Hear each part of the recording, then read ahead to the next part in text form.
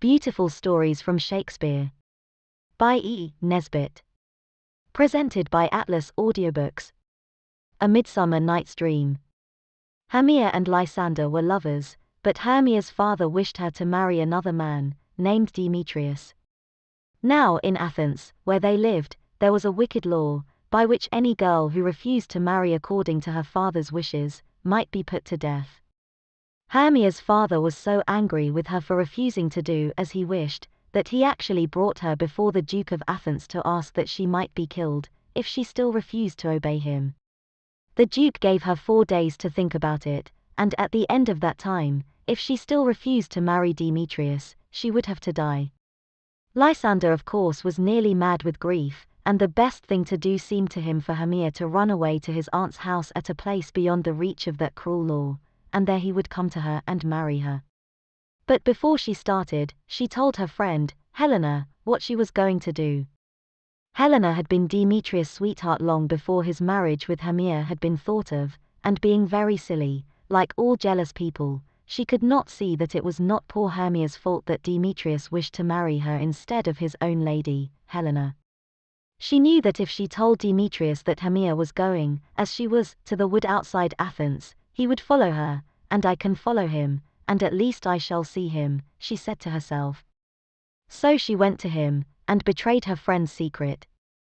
Now this wood where Lysander was to meet Hermia, and where the other two had decided to follow them, was full of fairies, as most woods are if one only had the eyes to see them, and in this wood on this night were the king and queen of the fairies, Oberon and Titania.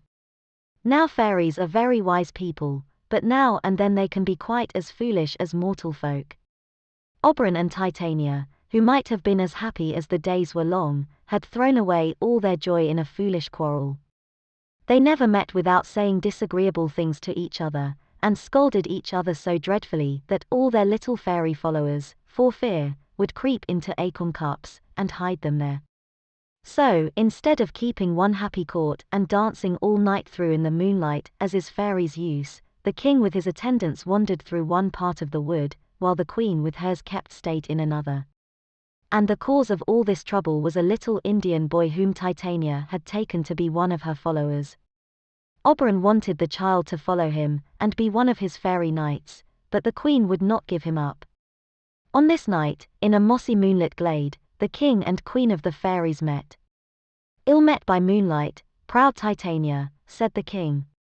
"What? Jealous, Oberon," answered the queen. "You spoil everything with your quarreling.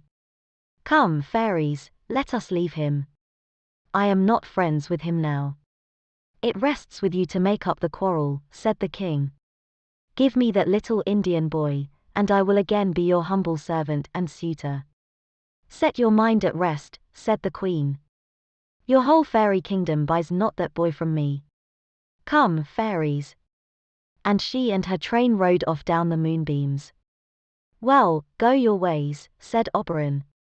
"But I'll be even with you before you leave this wood." Then Oberon called his favorite fairy, Puck. Puck was the spirit of mischief.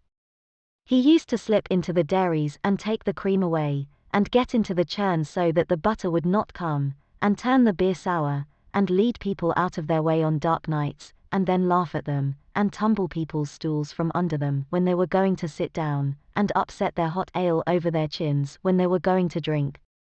"Now," said Oberon to this little sprite, "fetch me the flower called love in idleness. The juice of that little purple flower laid on the eyes of those who sleep will make them, when they wake, to love the first thing they see. I will put some of the juice of that flower on my Titania's eyes, and when she wakes she will love the first thing she sees, were it lion, bear, or wolf, or bull, or meddling monkey, or a busy ape." While Puck was gone, Demetrius passed through the glade followed by poor Helena, and still she told him how she loved him, and reminded him of all his promises, and still he told her that he did not and could not love her, and that his promises were nothing. Oberon was sorry for poor Helena, and when Puck returned with the flower, he bade him follow Demetrius and put some of the juice on his eyes, so that he might love Helena when he woke and looked on her, as much as she loved him. So Puck set off, and wandering through the wood found, not Demetrius, but Lysander, on whose eyes he put the juice, but when Lysander woke, he saw not his own Hermia, but Helena, who was walking through the wood looking for the cruel Demetrius, and directly he saw her he loved her, and left his own lady, under the spell of the purple flower. When Hermia woke she found Lysander gone, and wandered about the wood trying to find him. Puck went back and told Oberon what he had done, and Oberon soon found that he had made a mistake, and set about looking for Demetrius, and having found him, put some of the juice on his eyes. And the first thing Demetrius saw when he woke was also Helena. So now Demetrius and Lysander were both following her through the wood, and it was Hermia's turn to follow her lover as Helena had done before. The end of it was that Helena and Hermia began to quarrel, and Demetrius and Lysander went off to fight. Oberon was very sorry to see his kind scheme to help these lovers turn out so badly. So he said to Puck, "These two young men are going to fight. You must overhang the night with drooping fog, and lead them so astray, that one will never find the other. When they are tired out, they will fall asleep. Then drop this other herb on Lysander's eyes. That will give him his old sight, and his old love. Then each man will have the lady who loves him, and they will all think that this has been only a midsummer night's dream. Then when this is done, all will be well with them." So Puck went and did as he was told, and when the two had fallen asleep without meeting each other, Puck poured the juice on Lysander's eyes, and said, "When thou wakest, thou takest true delight in the sight of thy former lady's eye, Jack shall have Jill, naught shall go ill." Meanwhile Oberon found Titania asleep on a bank where grew wild thyme, arkslips, and violets, and woodbine, musk roses, and eglantine. There Titania always slept a part of the night, wrapped in the enamelled skin of a snake. Oberon stooped over her, and laid the juice on her eyes, saying, "What thou sayest when thou wake, do it for thy true love take."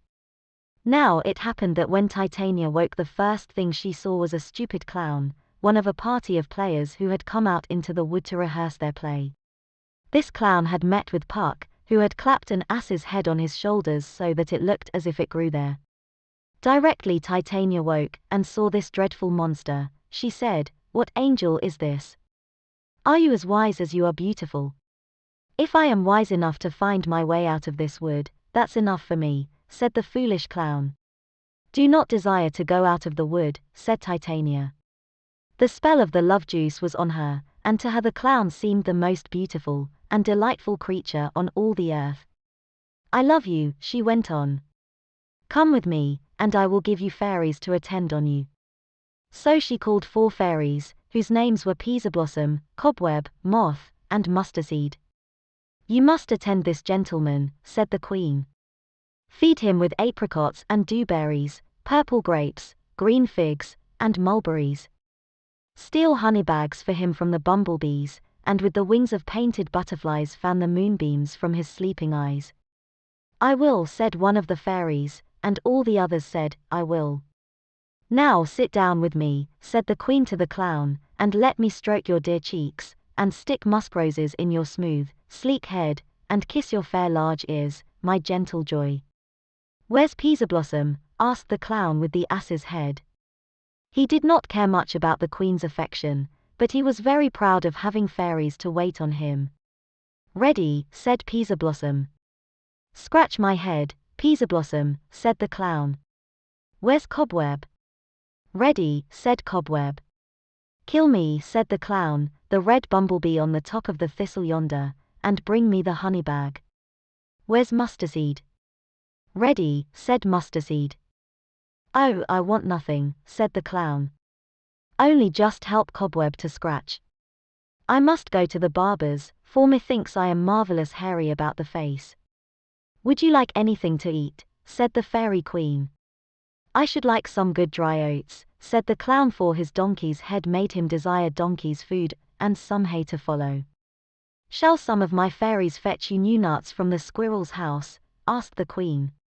"I'd rather have a handful or 2 of good dried peas," said the clown. "But please don't let any of your people disturb me, I am going to sleep." "Then," said the queen, "and I will wind thee in my arms." And so when Oberon came along, he found his beautiful queen lavishing kisses and endearments on a clown with a donkey's head. And before he released her from the enchantment, he persuaded her to give him the little Indian boy he so much desired to have. Then he took pity on her, and threw some juice of the disenchanting flower on her pretty eyes, and then in a moment she saw plainly the donkey-headed clown she had been loving, and knew how foolish she had been. Oberon took off the ass's head from the clown, and left him to finish his sleep with his own silly head lying on the thyme and violets. Thus all was made plain and straight again. Oberon and Titania loved each other more than ever. Demetrius thought of no one but Helena, and Helena had never had any thought of anyone but Demetrius. As for Hermia and Lysander, they were as loving a couple as you could meet in a day's march, even through a fairy wood. So the 4 mortal lovers went back to Athens, and were married, and the fairy king and queen live happily together in that very wood at this very day.